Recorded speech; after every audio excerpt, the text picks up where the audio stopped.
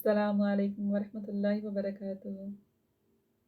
I hope you guys are enjoying all the blessings of Allah subhanahu wa ta'ala in your life. So let's talk about Allah's forgiveness.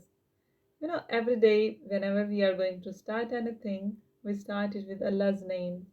We say, Bismillahir Rahmanir Rahim. He's Ar-Rahman. He's Ar-Rahim. And being Muslims, we believe in this thing that Allah is the most merciful. But why we forget when we commit certain sins in our life and when we do something wrong? We are human beings. We are designed in this way. Sometimes we are on the right track, sometimes we are on the wrong direction. This worldly life has a lot many distractions, but the important thing is to do repentance. Allah says, if my slave has the sense of the volume that they could fill the space between this earth and the sky, and he asks for my forgiveness, I will forgive that person.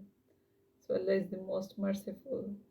Don't pay attention. Don't lend your ears to the whisperings of shaitan that you committed such and such sins in your past, in your life, and now you cannot ask for forgiveness, or now you cannot ask for his blessings. No, Allah is the most merciful.